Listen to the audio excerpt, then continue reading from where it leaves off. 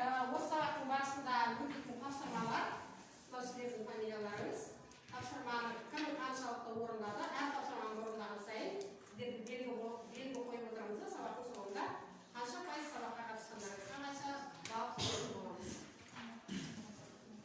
Қазірше Сәбила ие болып отырсын. Абайды абай еткен Мұхтар Дана қалай түсінеміз? Себебі кезінде абайдың жаңағы барлық оқиғасын не істеген істерін барлығын жазған Мұхтар аға болған. Мұхтар әуес болған. Сөйлем дұрыстап қояйық кішкене.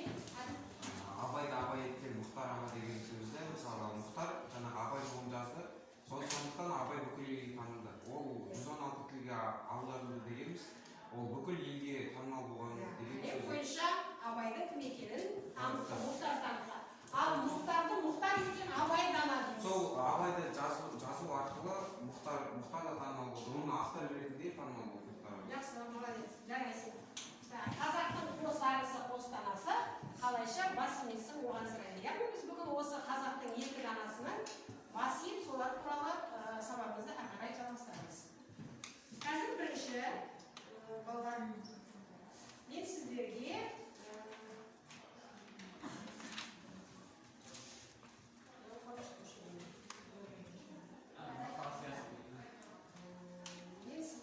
қазір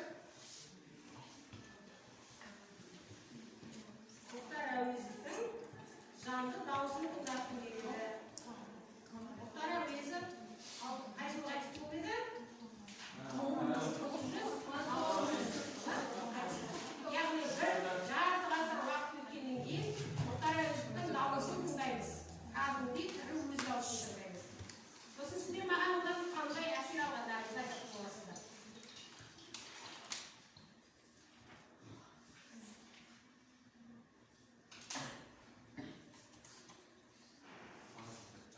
Ardaқты dostlar, ең әуелі сіздерге Өзбекстан, Қазақстан, Қырғызстан, Тәжікстан, Түркменстан жазушылары атынан жағымды достық сәлемін жолдаймын. Баршаңызға саушылық пен табыстар тілеймін.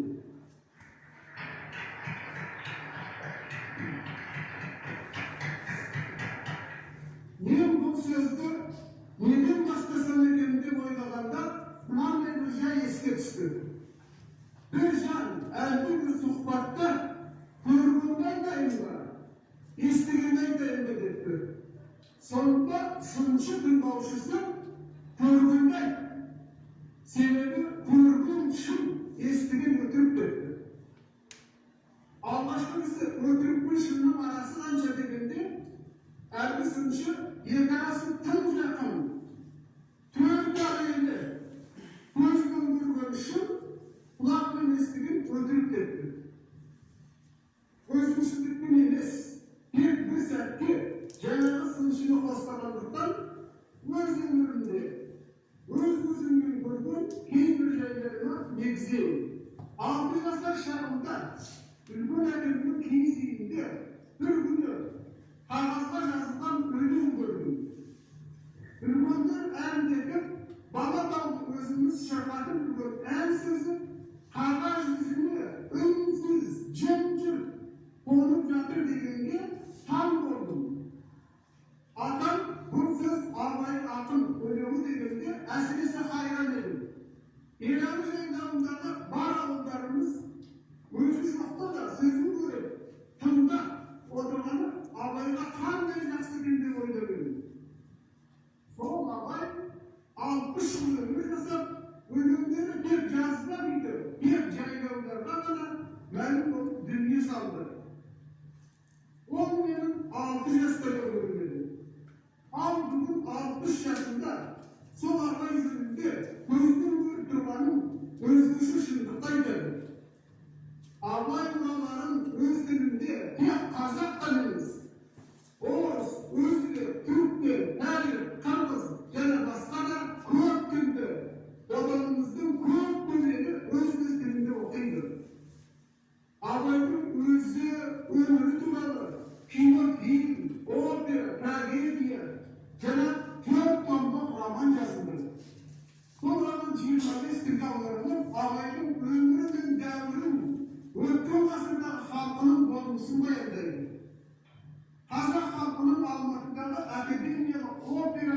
театры Абай атымен аталады. Бұл менің Қазақстанда бүгін көріп тұрған жайларым. Жақсы. Балалар, Мұхтар Әуезов 1961 жылы қайтыс болды. Арада жарты ғасырға жуық уақыт өтті. Яғни Мұхтар Әуезов тарихқа айналып кеткен адам көп уақыттан бері.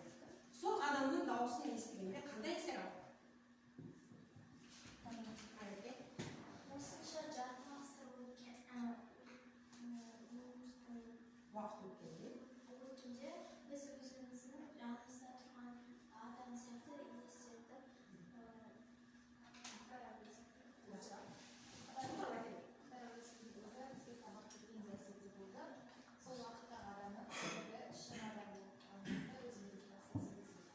жақсы. Қай шығарма туралы айтып тұр Мұхтар Әуезов? Қай шығарма туралы айтып тұр? Абай жолы туралы айтып тұр. Енді қараңыздар, біз білеміз тарихтан Абайды Мұхтар Әуезов қай жасында көрмеді? 6 жасында. Кіммен бірге көрмеді? Атасымен бірге. Атасы кім еді? Атасы Әуез, Абайдың үзеңгілес жолдасы. Енді осы жерде мындай бір сұрақ бар. Біз айтамыз көбінесе Абай жолын 116 тілге аударып жүрміз. Ал мына жерде автордың өзі 25 тіл дейді. Неге? 25 тіл ал. Сол кезде аударсын. Яғни бұл өзі аударып кеткен 25 тіл бар, одан кейін оны уақыт өте келе оны сол Абай жолында айтып, басқа елдерге де таныта бастаған. Дұрыс айтасыздар. Яғни бұл жазылған кезде бұл Орта Азия халықтарының съезінде сөйлеген сөзі. Мұхтар Әуезовтің ол кезде Әуезов 60 жаста болатын. Одан бері қаншама жыл өтті, ол кезде 25 тілге аударылса, қазір осы уақытқа шейін 116 тілге аударылды. Оның екі соңғысы осы тәуелсіздік алған жылдарда аударылған екен. Түсінікті ме? Жақсы. Ары қарай. Жақсы. Енді келесі жұмысымыз цифрлар сөйлейді деп аталады. Сіздер дәптертеріңізге бұл сөзді жазып, сабақтың тақырыбын жазып қойыңыздар. Мына цифрлар Абай жолы эпопеясы туралы цифрлар. Бұл цифрлар нені білдіреді? Осы цифрлардың нені білдіретінін айту арқылы біз эпопея туралы не білетінімізді еске түсірейік. Жалпы не түсінетініміз. 4 деген цифр нені білдіреді?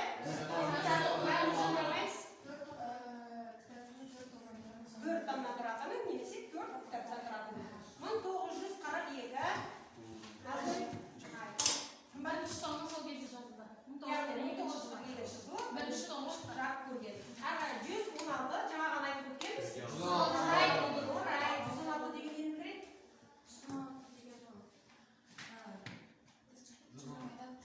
Кітаптың 116 тілге аударылған. Жақсы. 500 деген нені білдіреді?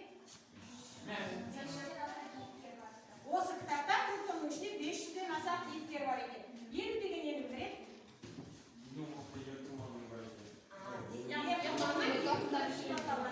216 нені білдіреді? Яғни өсімдіктердің түрлері. 756 нені білдіреді? Шығармада 756 Елді мекеннің аттары кездеседі екен. 30 деген. Так. 36 Жақсы. 17 мың? 17 мың әбірек. Бұл шығармада жаңағы бүкіл сөзді қосқанда 17 Бар болар. 17 мың сөз қолданылған екен. Яғни 4 томның ішінде 17 мың сөз қолданылған. Енді жаңағы 30 деген сөзге мен тоқтала кетейін. Яғни 4 томның ішінде 30-ға тарта ірі оқиғалар суреттелген. Сол оқиғалардың ішінде Абай қандай рөл атқарды? Абайдың 13 жастағы баладан Дана Абайға дейін осы оқиғалар арқылы өсіп жетілді. Соларға көзқарас арқылы сол туралы айтқан екен. Енді қазір сіздерге үй тапсырмасын қайталаймыз. Үйге берген тапсырма қандай еді? Бүгін Абай жолына Қайтқанда тарауы, сосын кек жолында деген 2 тарау бойынша, солардың мазмұны бойынша қайталайық. Бұл біздің өткен тақырыбымыз, оған уақыт бермеймін, бірден айтамыз. Абай оқуына қайтқанда ауылда кімдер күтіп тұр екен? Бәрін шуламаймыз. 13 жасында әкесі ақша берді. Ауылға келгенде басқалар кімдер күтіп тұрды Диас? Әкесі мен анасы. Сосын Көршілер. балалар, бүкіл ауылдың адамдары далаға шығып тұр екен деп айту керек. Ары қарай абай аттан түскен бетте не істеді? Асығып келеді. Бала ауылды сағынып асығып келеді. Аттан түскен бетте ұрғанат. Анасы. Бірден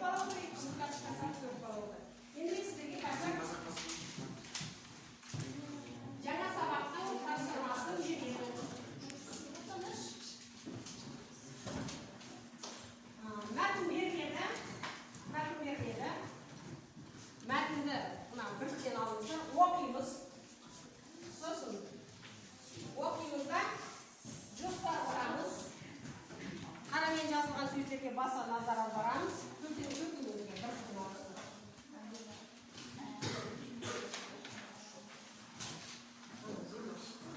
Жылдан оқимыз.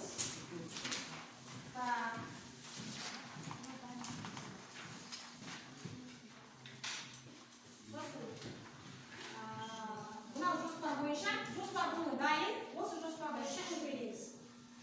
Дайын жоспар беріп тұрмын сіздерге, сол жоспар бойынша әңгімелейміз.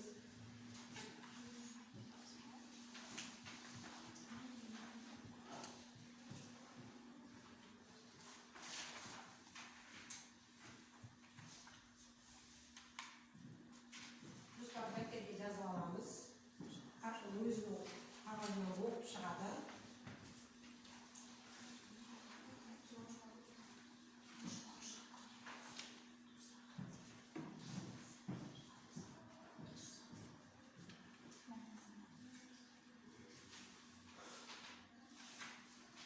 Оқуға 10 минуттай уақыт беремін. Дәптерге жазыңыздар жоспар бойынша. Қарамен белгіленген сөздерге баса назар аударамыз. Мәнін ашамыз. Яғни балалар бәрі сөйлеуді кеспек. Тоқталар. Ең кейін көп сөйлейді. Біреуіңіз мысалы мынау жалпы бүгінгі біздің осы айлақты деген тараудың жоспары тұрған. Сіздерге кімге қайсы түскенін мен білмеймін. Бірінші, жолаушыға көмек деген тарау кімге келді? Елбасы жолаушымыз кім еді, ол қайда бара жатыр еді, оған қандай көмек болды, кімдер қалай көмектесті деген тарау. Басы сонымен басталатын. Кім сөйлейді? Сіздерде ме?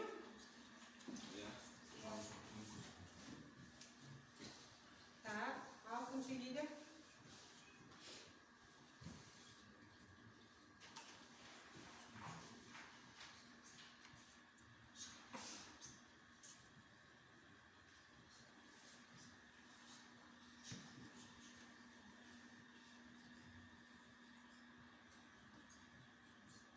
Жол жүріп бара жатқан кім Нұрай? Жол жүріп бара жатқан? Абай ма екен жол жүріп бара жатқан? Құнанбай жол жүріп бара жатыр. Қайда бара жатыр? Меккеге бара жатыр екен. Жақсы тұрады. Ары қарай Абай қалай көмектесіп жатыр дейсіз? Абай қалай көмектесіп жатыр әкесіне? Не істеді дейді Абай жолда? Мен басынан айтып берейінші. Отырады, ал. Жаңағы Абай таң алдында мысқан болмаса түнімен ұйықтайынан шыққан болатын. Себебі оның әкесі ұзақ жолға жаңағы Меккеге сапарға аттанайын деп жатқан болатын. Содан соң ол өзінің білген кітаптарын оқып келіп мызғып отқан кезде оның шешесі кіріп келеді. Сонда ол орнынан атып тұрып, жаңағы оның шешесінің жанында Мәкіш пен жаңағы өзінің құрдасы болған. Содан соң Мәкіштің көзі қызарып, жыламақ болады. Содан соң Абай оған жай отыра бәтсүйіп. Қалай көмектесіп жатыр сонда? Қазір мысалы біз Меккеге баратын болсақ, компьютерді басамыз да, пойызбен барамыз да, қай қалаға дейін, самолетпен ұшамыз, даже Алматыдан, Шымкенттен, Қарағандыдан, Астанадан бірге Меккеге баратын самолет бар, иә? Ол кезде анау Шығыстаудағы Құнанбай Меккеге қалай бару жолын білмейді. Сол үшін ол Абай түніменен не істеп дейді? кітаптарды ақтарып, қалай бару керек екенін айтады. Қандай қалалардан өтеді, қандай көлікпен жүреді, соның бәрін не істеді?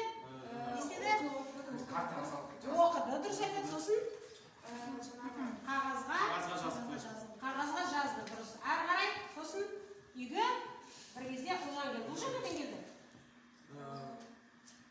Ұлжан жаңағы Бұл Семейдегі оқиға ғой. Ұлжан ауылдан Ауылдан нере жүрген жолдасы? шығарып салуға келді емес пе? Ұлжан ауылдан шығарып салуға келді. Ары қарай не болды? Айтамыз. Ары қарай. Диас. Ары қарай не болды? Уақыт аз болды ма? Кірді, үйге сосын ары қарай. Мәміреден басқаларды оқып айтсыңдар ма? Бердім ғой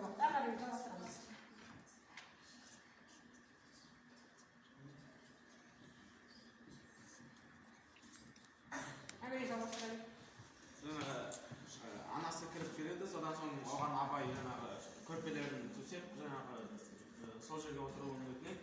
Содан соң жаңағы анасының жанындағы Мәкішке абай жылама жаңағы Мәкішке деп сұрайды. Мәкіш Сен соны айтпайсыңдар ма? Қазақ баласы емес, жалпы осы жақтан оған әлі ешкім бармапты. Бұл өзі қайтадан орала ма әкем? Оралмай ма деп Мәкіш жылайды. Содан соң оған жаңағы бір үмітті серік ет деп, жаңағы көзіне жас бермей, сені әкең жасық деп ойлап қалмасын деп, жаңағы көзіндегі жасықты сүртіп, оған жаңағы кеңес береді. Содан соң жаңағы Құнанбай келе жатқан білдіріп, Ұлжанның басқа жанынан бәрі жаңағы артынан ереді. Содан соң жаңағы қалғандарын сыртқа тастап, өзі ішке өз жаңағы тума-туыстарымен кіріп кетеді. Сонда ол ең бірінші Абай мен Мәкіштің көзіне қарайды. Сонда Мәкіштің жаңағы көзі қызарып, Абай оның жаңағы жылағанын біліп қояды. Содан соң жаңағы бәрі шығып біткеннен кейін ол шай ішіп отырады. Шай ішіп мызғып отырғаннан кейін ол жаңағы айналаға тума-туыстарын түгендеп бақылайды. Сондан соң бәрі жаңағы шай ішіп отырғанын тоқтатып, бәрі мызғып алады. Содан соң Абайды Жақсы, ары қарай. Жалғастыратындар бар ма? Ары қарай.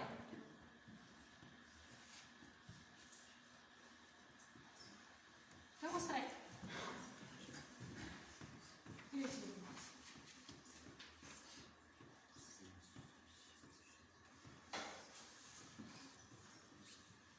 Ары қарай келесі ретті жалғастырамыз.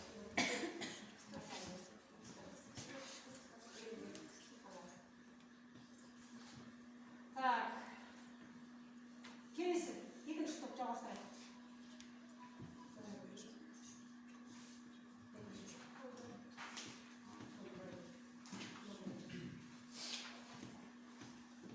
Құнанбай жаңағы дастархан басына отырғаннан кейін Құнанбай жиналған туысқандарына не дейді екен? Мына топ айта алмай тұр, ары қарай. Ей менің балаларым, дос-жарым, әне-туғаным деп ойлы салма көзбен айнала жұртты шолып өтті. Үй іші жым-жырт шайдан құйған топтар қалған еді. Құнанбай сөйлеп кетті. Сендер мені осы сапарға қимайтын сияқтысыңдар. Қартайған шағында қайда шырқап барады, қайда оралып көрмейміз-ау, кеткен-ау деп есептеп қарайсыңдар. Осылары мынау жылға мені қимау емес, маған осы жылды қимау болды. От басында немереге, ас басында келінге, мал басында малшыға ән өйдеп отырып деп байға шал болып өтсем, не мұратқа жетерем? Бұл сапар мені ендігі қалған тірлігімнің мұраты. Бәріңе айтар бір өтінішім. Осы жылда ақ бұйрықты ажал сағатым жетіп, қаза тапқаным естілер болса, сол шақта бірде-бірі мені аяқ түсірді. Әттең өкініп өлді-ау, арманды кетті-ау деп еске алмам. Олардың маған достық емес. Жақсы. Сонымен Құнанбай шығарып салып келген өзінің туысқандарының бәріне бір ауыз сөз айтты. Бәріне келгендеріне рахмет. Сендер мені аямаңдар. Егер мен сол жақта қайтыс болып кетті деп естісеңдер, онда мені жоқтап жыламаңдар деді. Бірақ Құнанбай шындығында, шын өмірде қанша уақыттан келеді? 4 жылдан кейін. 4 жылдан кейін Мекеден елге оралған боласың. Ары қарай жалғастырамыз осыны. Екінші, кімде? Сіздерде ма? Сіздерде ма? Ары қарай жалғастырамыз. Екінші, айтамыз. Күнеке, алыс сапарға бет алып Құдай жолына кетіп барады екенсіз. О да мүсәпірлік сапар дейді ғой. Кетерінде бұндағы бір шын мүсәпірдің арызын тыңдап кетсеңдер, қосып отырайық. Мына баланың арызы бар. Құдай үшін айтып бер, деп міне ертіп әкелді, деді. Дәркембайымсың, арызын деп атанын қалып. Арызың не? Жоқ, арызын деп атанын қалып тұрған кісіге не деп оралып тұрсың сен? Тұрсаңшы бұлай деді. Соңғы сөздерінде күбірлеп айтса да зілмен тастады.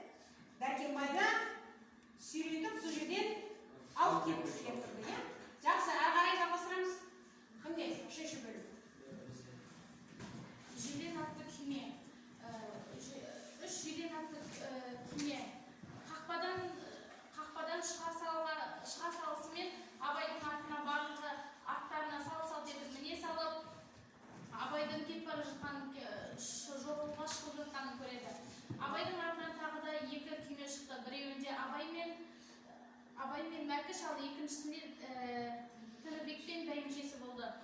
Сонда ол үш кимешек жүріп бара жатқан жерінен ауылдағы әйелі бар, еркегі бар, бала шағасымен барлығы қадалып қарап тұрды деп бара жатқан. Жақсы абай жолдасатындар бар ма? Құнанбай ұлданға қарап өзінің жауыз сөз білдіреді. Бәйбіше серігін қара емес, менің өз серігім.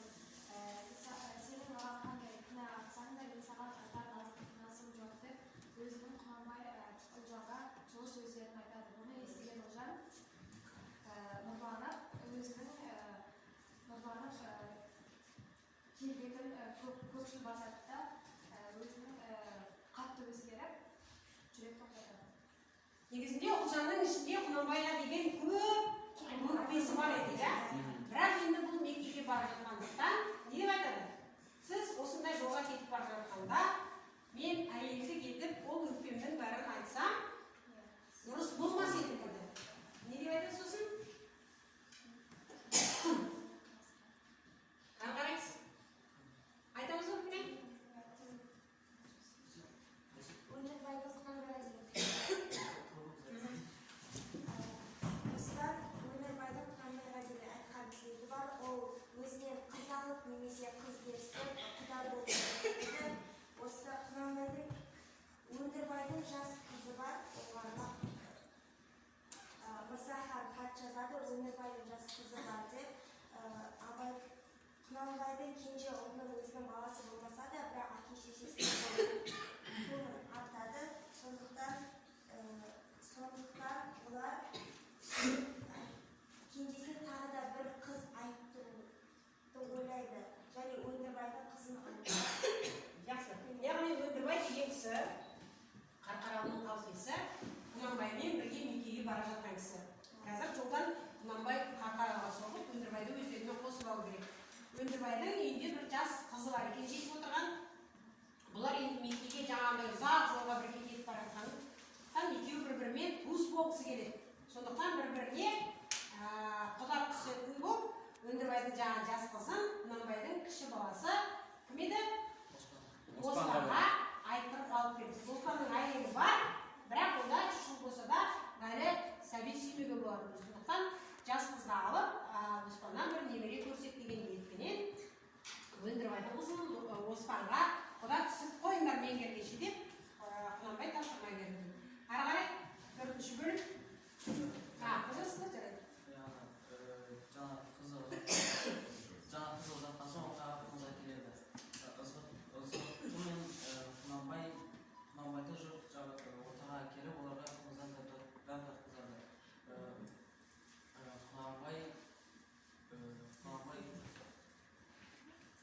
Құнанбай қымыз ішіп болған соң асығып көп сөйлемейді. Ол өз сөзінде жарандар осы келіске келгендеріне де рахмет. Осы жерге дейін шабып салғандарына да Рахмет. Келесіде жақсы көңілмен кездесеміз. енді бізді аттандырыңдар дейді, иә? Жақсы отырады. Ары қарай 4-ші бөлім. Тінбегім менен қалың қонақтар Құнанбай шөкеден келген тез тарап кетеді. Яғни сол кезде Ұлжанның күйеуін ұзатқаннан кейін елге асықпайды. Қалаға көптен бері қалғаннан бері өзінің ауылын, жерін сағынып жүреді. Тінібек құдасына Ұлжанға айтады. Қайтпаңыз, асықпаңыз деп айтады. Яғни сол кезде Мәкіш те өзінің анасын қимайды. Сосын ауылға... Жақсы, ағарай басын. Әттең бала шағымда уысымнан шығарып алыппын, сонда қуатым жоғым еді деп талай айтып еді. Әзірше ауыр уақытына орыстың ақындары, бірақ енді не десе болса орыс кітабы досы болды. Осы күндерде шешесімен бірге елге жібермек болып жинап жүргенінде сондықтан еді. Бұрынғандай емес, елдегі оқысын деп айтып еді. Абай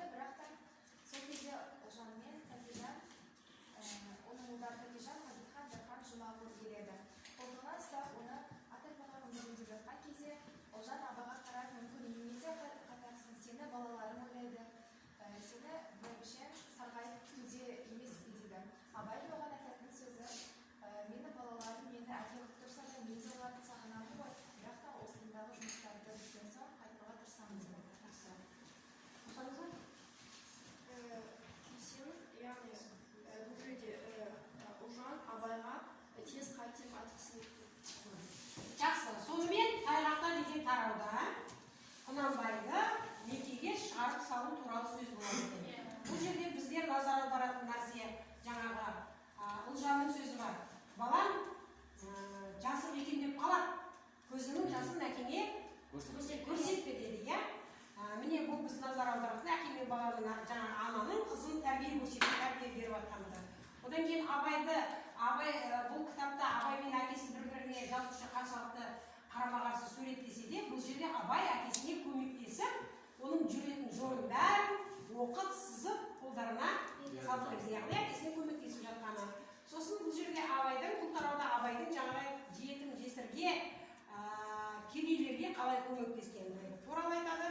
Сосын бұл жер енді бір кітаптың бітетін жері, сонымен Құнанбай мекенге кетті да, ауылға Абай ие болып қалды. Яғни бір-біріне жақсы тілек айтты. Әкесі ендігі қалған өмірім, дінге арнаймын қалған өмірімді, сендер сендер басқарасыңдар.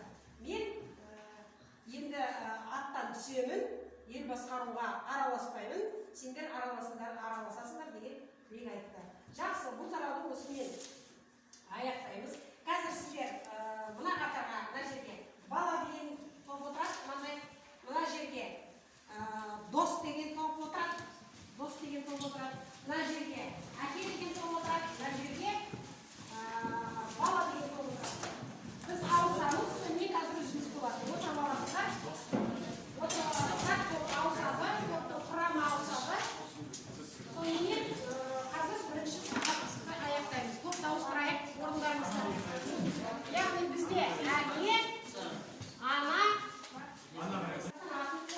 яғни бала, қолында отырғандар балалар туралы, әкелер туралы, аналар туралы, достар туралы мақал мәтелдер бір-бірден айтасыздар.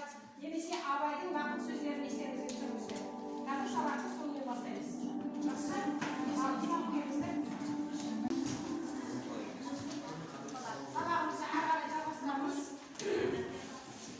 Сабағымызды ары қарай жалғастырамыз. Мен сіздерге жаңадан тапсырмаймын, жаңағындай енді оқымаймыз, кәдімгідей айтатын боламыз. Жылдап оқып алып, басты нәрсе туралы айтатын боламыз. Әрқайсыңызға тапсырмаларын жеке алыңыздар. Сағыз бетін шарт болған. 4 балаға тапсырып алыңыздар. Оқып шығамыз. Сосын енді бұл тапсырманың мақсаты балалар, мен сіздерді әке, ана, дос, бала деген топтарға бөлдім. Бұл жерде тыңдайық. Менің мақсатым осы 4 томдық эпопеядағы осы адамның өміріндегі ең басты 4 адам: әке, ана, бала және дос. Адамның ең жақындары. Осы 4 жақын адамдар эпопеяда қандай орын алған? Эпопеяны 4 кітапты сіздер толық оқып шыға алмайсыздар. Бізге берген уақыттың саны аз. Сондықтан мен осы адамдарға баязды бір үзінділерді сіздерге беремін. Ол үзінділерді оқып шығасыздар. Сосын сол үзіндіден сіз нені үйрендіңіз? Ең бастысы не? Қандай үзіндіні алдым екен мен? Сол туралы пікір айтасыздар. Кітапты оқып шығыңыздар, бірақ маған оқып бермейсіздер, түсінгендеріңіз айтасыздар мазмұнды. Өз сөздеріңізді қосасыздар. Адам өміріндегі ана, әке, бала, дос туралы. Бірінші біз әрқайсымыз өзіміздің топымызды қорғап алайық. Ол үшін топтың аты туралы мақал мәтел, әсіресе маған керек Абайдың ақыл сөздері болса. Бірінші әке тобы айтамыз.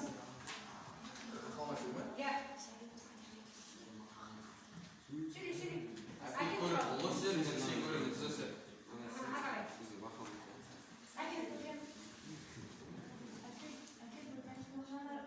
Шеше көрген жақсы.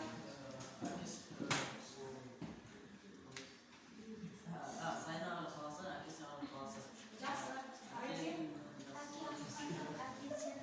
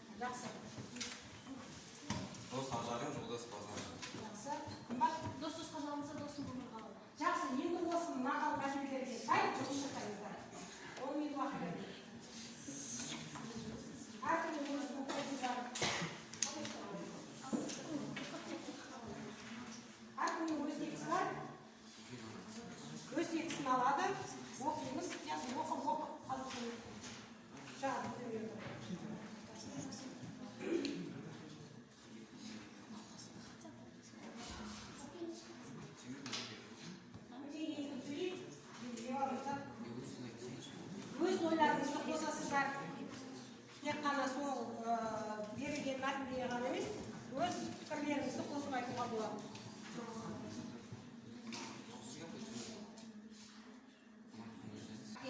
Ендеше біз бірінші әке туралы айтқанымыз дұрыс болады. Әке турында бірінен кейін біріміз сөйлейміз. Ал қандай? Құнанбай бұлғасын жасау шеберлігі бүкіл дүниежүзі Тибет тарихында сирек ұшырасады. Құнанбай бұл оқиғада жағымсыз кейіпкер. Дұрысында да солай керек кен заманның жан кешті жақтаушысы.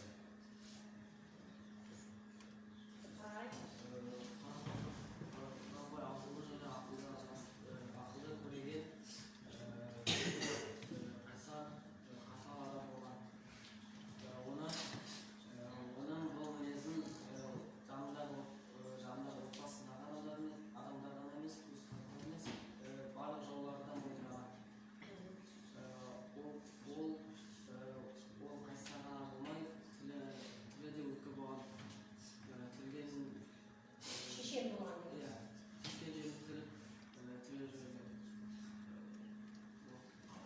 Жақсы, қарай. Құнанбай шебер, ақылды әрі ақылды болған. Құнанбай бірақ қатал және де жағымсыз кейіпкерді ойнайды. Ол шын өмірде бірақ ондай жағымсыз кейіпкер емес. Құнанбай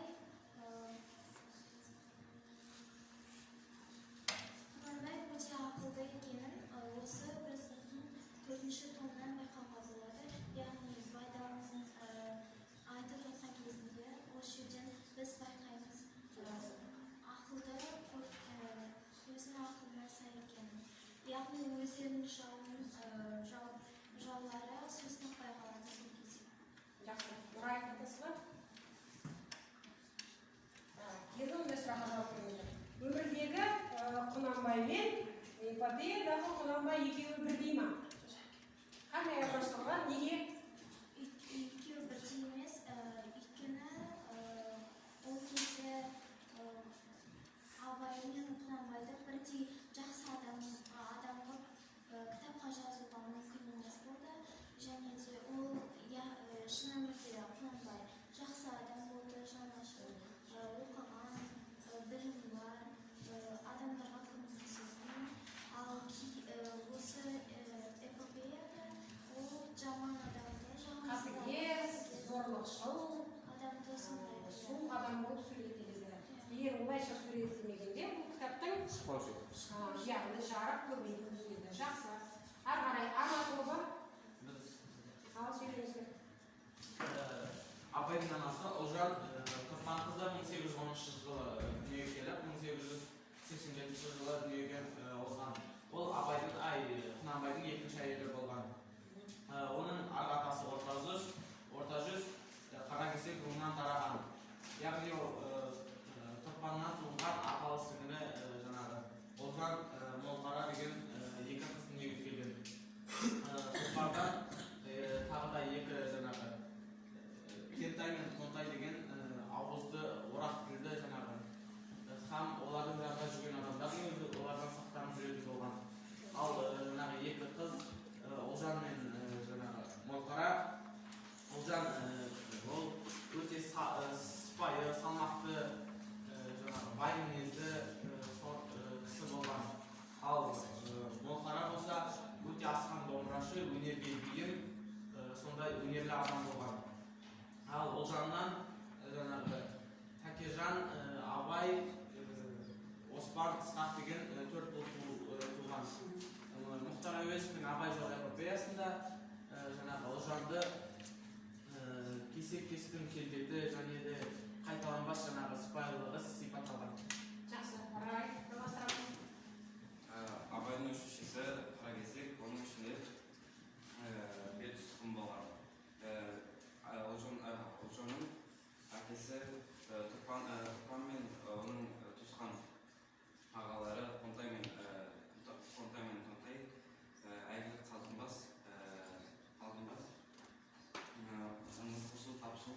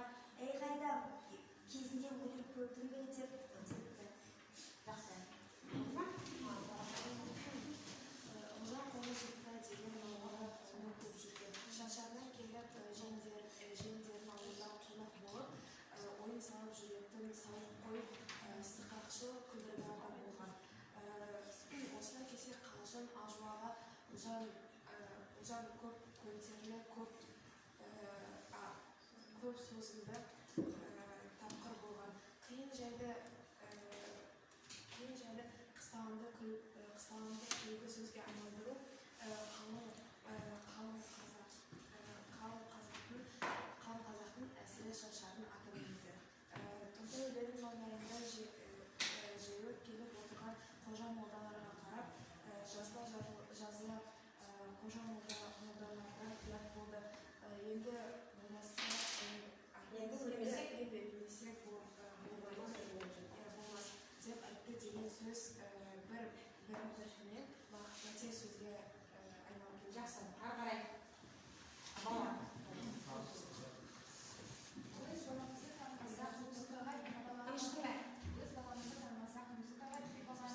спортқа оқуға дейін баланы әнге жіберсек, баланы оқуға деген талпынысын мұқатып аламыз. Осы абайдың сөздерін мысалға келтіріп айтсақ, абай бабасы Мағауияны 14-ге толған кезде семейге оқуға жіберген кезде Ысқақтың ұлы кәкітайды да өзі оқуға қылады. Бұған Ысқақ өзі қарсы болып, абай сенің өз жұмыстарың бар, ауылға кім қарайды деп жауап береді. Бұған ашпаған абайдың сөзі мен кәкітайды өз қолыма оқуға аламын деп ренжіді. Қарай. Oldu mu? Айтатыныңыз бар ма, Миса?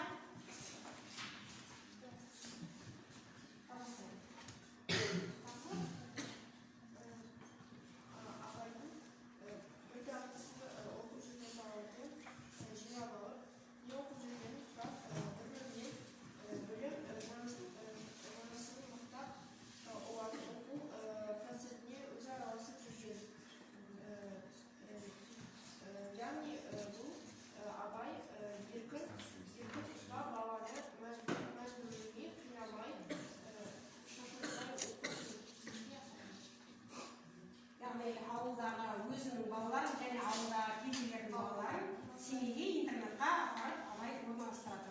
Бұл семейге келгенде жаңағы балаларды шақырып алып, олардың не үйренгенін, не оқып жатқанын, тәжірибе әңгімелесіп, олардың білімдерін өмірге қажет екенін солай дәлелдеп отыратын болған. Яғни өз балаларынан емес, кедейлердің балаларын оқытар. Сонымен бірге жаңағы Ысқақтың баласы Кәкітайды малға қарайды дегеніне қарамастан Кәкітайды өзі оқытады. Кейін Абай қайтыс болғаннан кейін Абайдың өмірбаянын жазып, алғашқы кітабын шығарған осы Кәкітай. Яғни Абайдың еңбегін ақтады. Ары қарай келесі 4-ші топ. Сөйлейді. Бог тек пайдалы сөзді тоғышыншы жылы дүниеге келген. Ол абайдың жақын досы дәлелді болған. Ербол Күнекбайұлы осы өнерге жақын және кісіге жұмылды болған.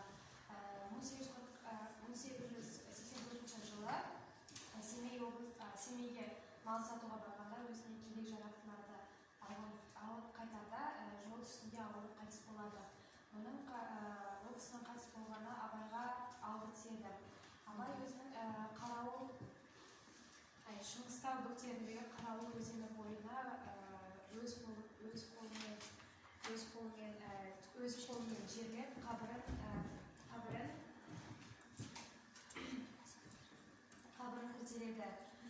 көтереді.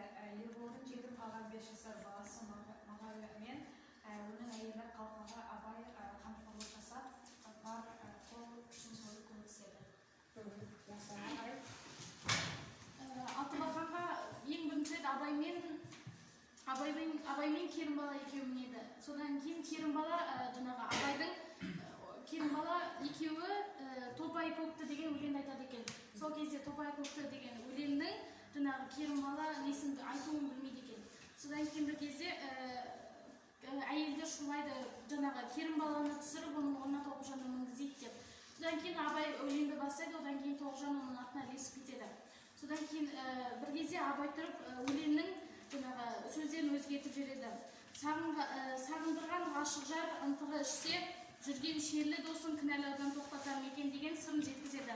Бірақ бұл жерде оны әйелдер ешкім түсінбейді, бірақ оны Тоғжан жақсы ұғады. Содан кейін оны Алтыбақаннан кейін Ербол ақсүйек ойын ойнатады. Ақсүйек ойын ойнатады. Абай мен Тоғжанды жалғыз қалдыру үшін ойнатады. Бірақ оның қастарына бөгет жасайды. Иә, келін бала келіп бөгет жасайды. Содан кейін олар кешкісін кездесуге шығады. Қарай отыр. Қосатынымыздар ма? Яғни бұл соңғы бөлімде Ербол Абайдың досы, Ерболдың ауылындағы Тоғжан деген сүйіндік қызына Абай ғашық болған, иә? Өмір бойы өзінің ғашығына қол жетпей арманда кеткен, оған арнап көптеген әндер шығарған.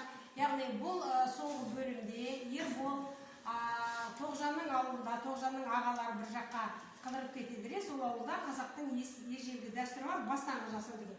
Яғни ауылдың үлкендері басқа жаққа кеткенде жастар ойын сауық ұйымдастырады. Яғни осы 4-ші бөлімде Ербол әдейі сол ойын сауықты ұйымдастырып, Абайды сол ауылға алып келіп Тоғжан екеуін кездестіреді. Яғни досының Абайға көрсеткен еңбегі соны айтады. Сосын Ерболдың қайтыс болғандағы Абайдың қатты қайғырып, оны өз қолымен жерлеп, басына ескерткіш қойғандығын айтады. Жақсы. Сонымен біздер әрқайсымыз өз тобымызды және тобымызға берген тапсырманы дұрыс орындап шықтық.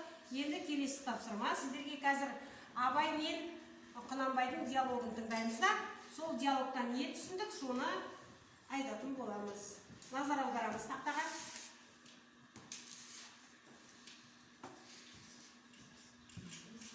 Бірде қарт Құнанбай баласы Абайды шақырып, балам, сен әкеңе жете туғансың ба, өте туғансың ба деп сұрайды. Сонда Абай, әке, мен өте туғам. Өйткені мен ақын болдым деп жауап берді. Аз ғана ойланған дана Құнанбай жауап берді. Сен маған жете тудың. Өте туу үшін абайсың, бала тәрбие алу керек деп жауап қатты деседі. Әрине, бұл кішігірім көрсеткен түсінуіміз керек.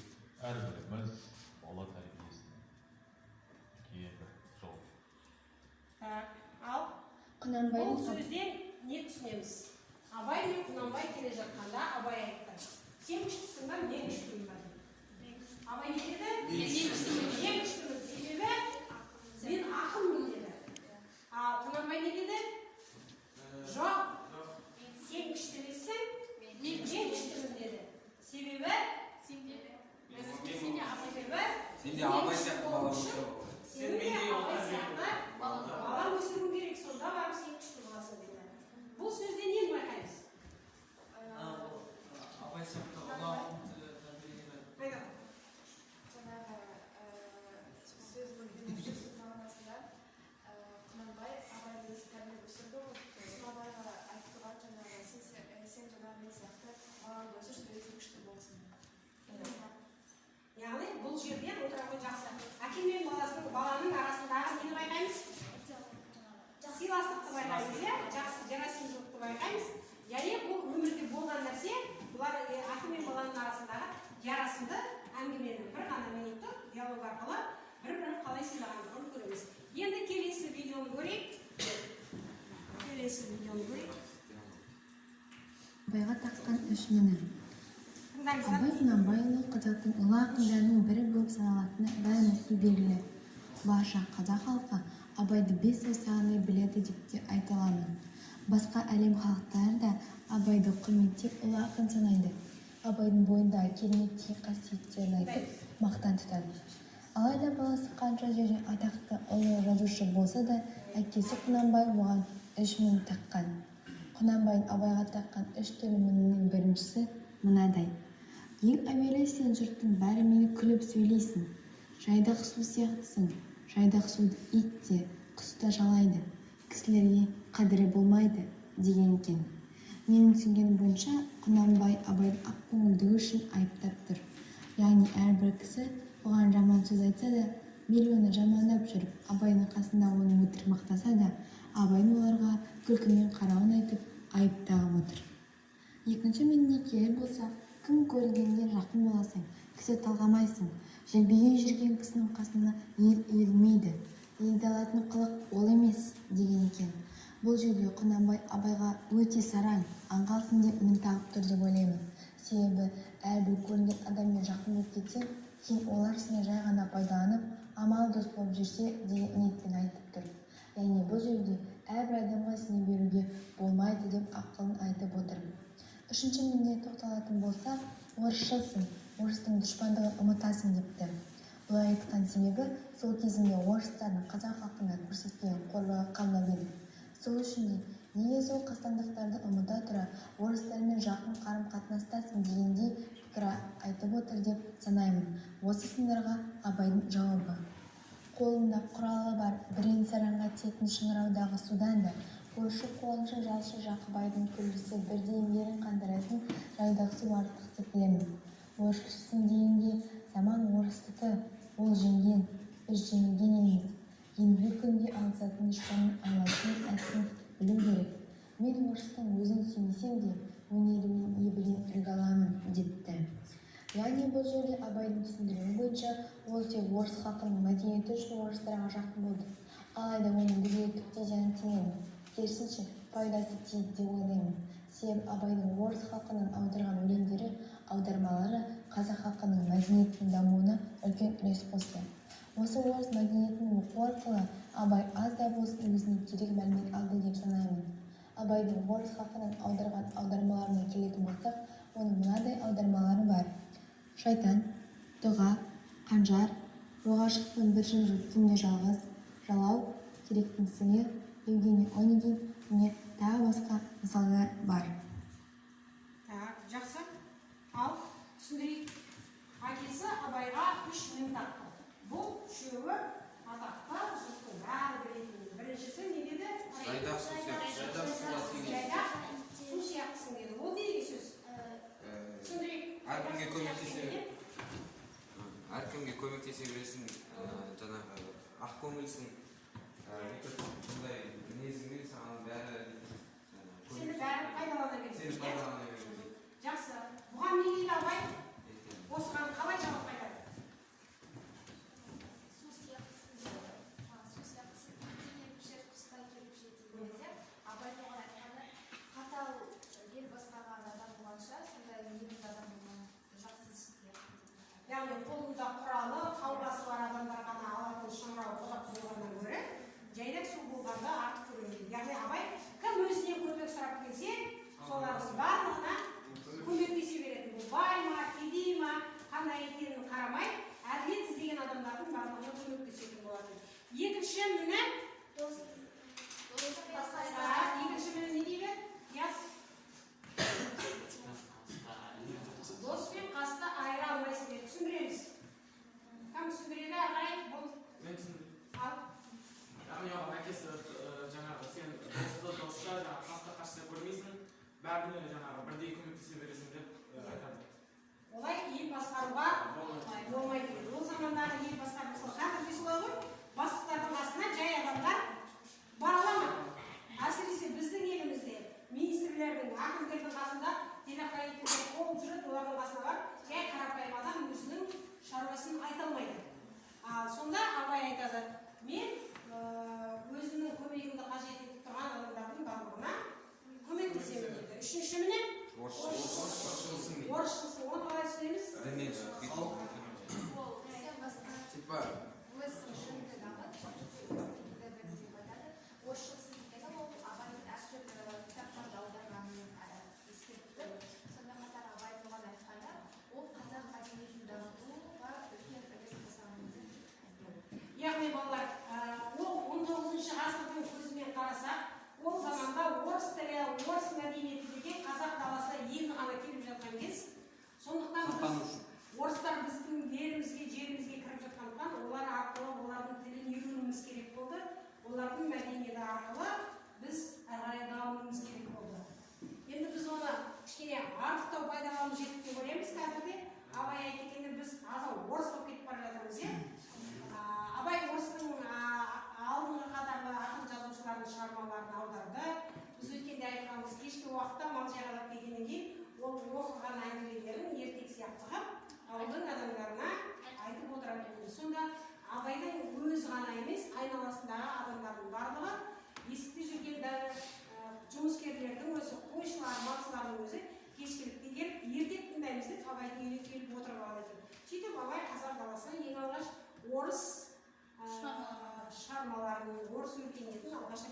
танытқан екен. Жақсы, енді қазір сіздер абай менен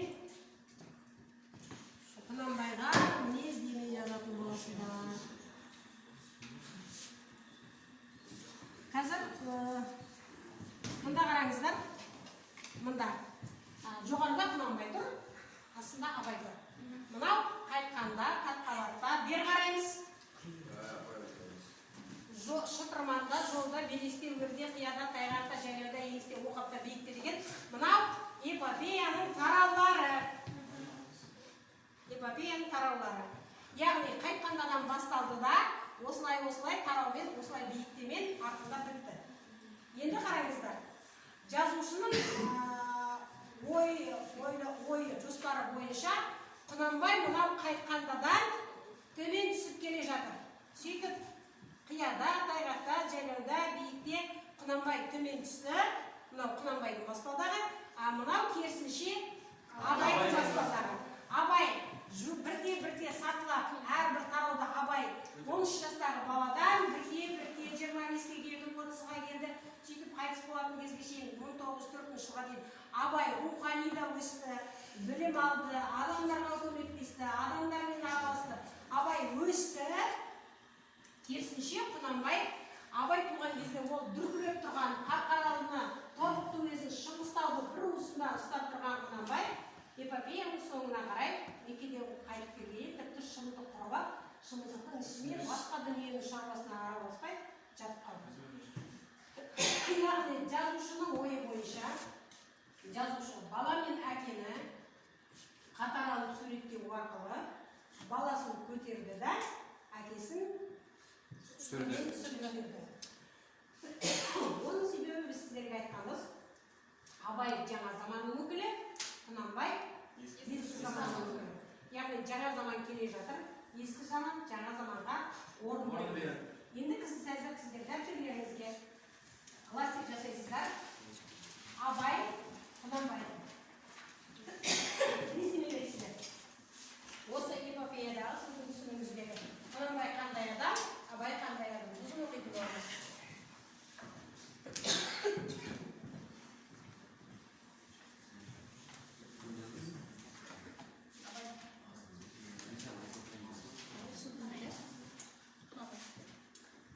Дәптерге жазамыз.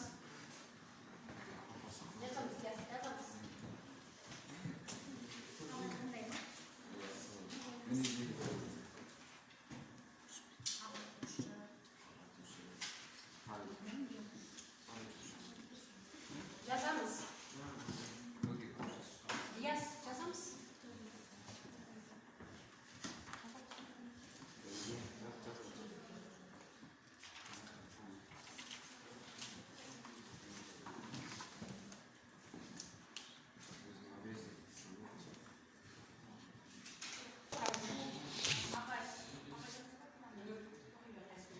Құнанбай жауапкершілігі бар, қатыгез, ызғарлы, намысшыл, өз ойын көзін жолға қояды, сыйлы, найзагер, діншіл адам.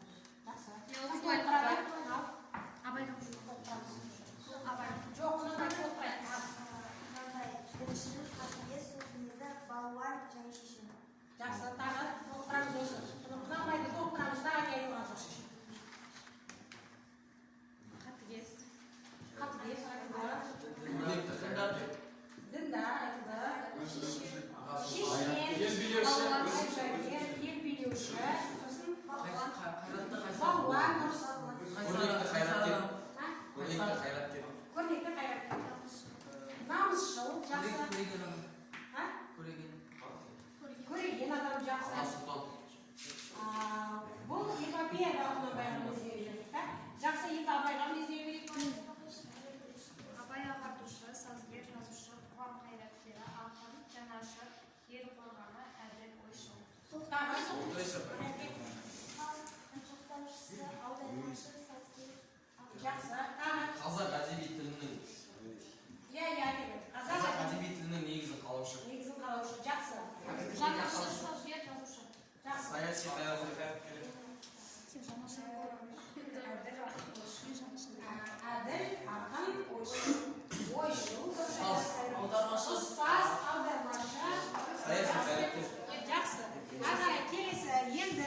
жақсы мінездеме берілді. Енді сіздерге қорытындылайық сабақты. Қорытындысы. Дәптерге жазамыз. Бүгінгі сабаққа дейін не білетін едім? Бүгінгі сабақта нені үйрендім? Және ары қарай енді нені білгім келеді? Мына таблицаны толтырамыз кестені. Жылдан толтырамыз да айтамыз.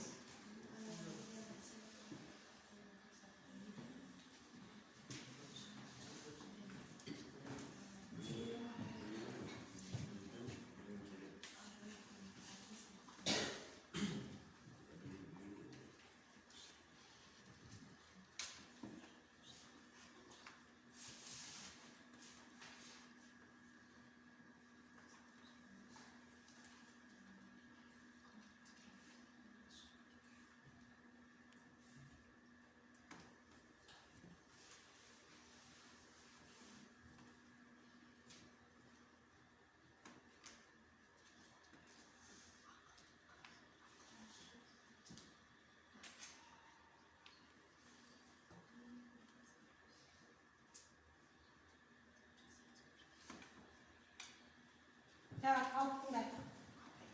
Кім жазып болды? Кім жазып болды? Ең болмаса білемін дегенді айтайық қойшы. Білетін едім, осы уақытқа шейін, осы сабаққа дейін білетін едім. Нені білдік? Білемін, абайдың аталық жолында екенін, жүрген жерінде әдетті жүретін. Жақсы, кім топтырақ тағы нені білетін едік? Абай мен Құнанбайдың айырмашылығын. Айырмашылығын білетін едік. Абай жолы Үшіні білетін едік. Сосын біз абайдың әкесіне деген құрметін білетінбіз, өлеңдерін жатқа білетін едік. Поэмаларын оқығанбыз абайдың. Абайдың еліне деген жанашырлығын. Жанашырлығын білетін едік. Ары қарай біз сабақтан, бүгінгі сабақтан нені білдік? Жаңадан нені білдік? Абайдың әке, ана, бала, дос жайлы айтқан ойларын әртүрлі жақтан Нақыл сөздерін Абайдың әкесіне деген ең үлкен құрметін білдік. Тағы не білдік? Абайдың Топта жаңа естімегенді оқыдық. Абайдың осы не болғанын білдік, я тоқтармен кездесуінің қалай болғанын білдік. Тағы не білдік?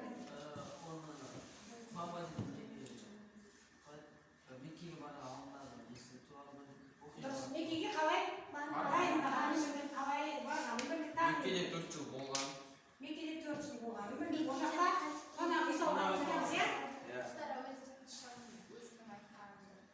Мұхтар Әуезовтің жанды дауысын тыңдадық, иә? Қасымызға келіп Мұхтар Әуезов өзімізге сабаққа бата бергендей болды. Ары қарай енді нені білгіміз келеді? Абайдың ең үлкен ұлағаты нақыл сөздерінің мағынасы мың есе, жаңағы мағынасы мың есе сөздерінің нақыл сөздерін білгім келеді. Құнанбайдың Меккеге барып қалай құлшылық жасағанын білген. Тағы? Құнанбайдың Меккеден оралғанын қалай оралды ма, оралған жоқ болсын.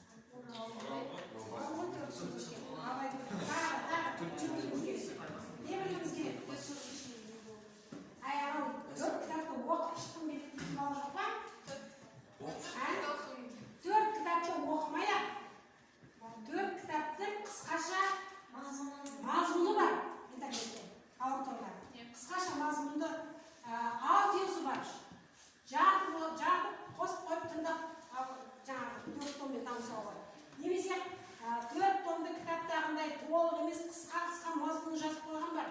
Соны тыңдауға болады. Яғни Абай жолы туралы толық білуіміз керек. Енді сіздер ертеңнен осы сборға келесіздер ғой, иә?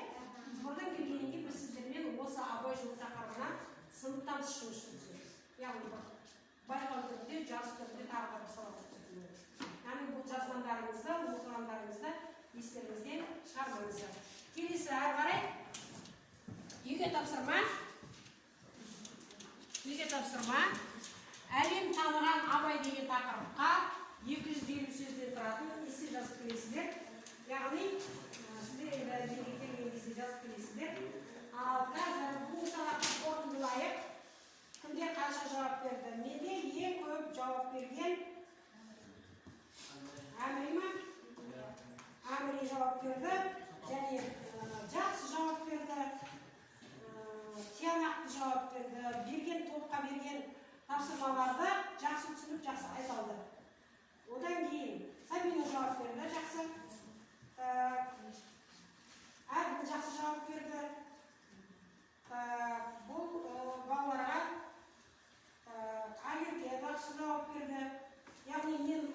сіздердің жауап бергендеріңіз саралай келе, осы менен қанша пайыз шығарғанын барлығыңызға баға қоямын. Жақсы, ең жақсы жауап берген балаларды жаңа атадым. Яғни 90, 100 деген бағалатын балалар, ары қарай 70, 80 деген бағалатын балалар. Үйге тапсырма түсінікті ғой. Енді сабақтың соңында сіздер былай істеңіздер. Абайдың өлеңін ары қарай жаттаймыз, оқимыз, үйренеміз, солай ма? Біз бұл сабақпен тоқталып қалмаймыз. Қазір біз сабақтың соңында Абайға деген өзіміздің құрметімізді көрсету үшін бір шумақ өлеңін оқимыз. Абайдың өлеңін. Бірімізден келеміз, біріміз тоқ. Мен бастайын ба? Сұр бол, түсі суық, қаптай аспан. Сұр бол, түсі суық, қаптай аспан. Күз болып дымқыл тұман жерді басқан, білмеймін тоңғаныма толғаныма, жылқы ойнап бие қашқан тай жарысқан, бәшешек, жасыл шөп, бәшешек жоқ бұрынғыдай, жастар күлмес жүгірмес бала шулай, қайыршы шал кемпірдей өңір түсер кетіп, жапырағынан айырылған ағаш қой. Айтқандай абай айтқан. Басқа өлең жалғастыруға болады. Ақ киімді денелі ақсақалды. Ақ киімді денелі ақсақалды соқырның қалғанымас бір жанды. Үсті басы ақтырау суық басқан жер сықалап келіп қалды. Демалысы үскіріп аяз бен қар, қарақыдан қыс келіп әлек салды. Ұшпадан бөркін киген оқшайды, аяз бен қызарып ажарланды. Ғылым таппай мақтанба. Орын таппай бақытанба. Кім жалғастырады? Құмарлап шаттан. Құмарлап шаттанба. Ойнап тұрған күнге бес кәсібен асыл, бес кәсібен асыл, ата-бабам бесеміз, өтіп өлең бақталшақ, ержекеген болашаққа, бес асыл сенсіз. Яғни біз осы өлеңмен жақсы аяқтадық. Сіздер де Абай айтқандай 5 нәрседен аулақ болыңыздар, 5 нәрсеге жақын болыңыздар. Сабақ осымен аяқталды. Сабаққа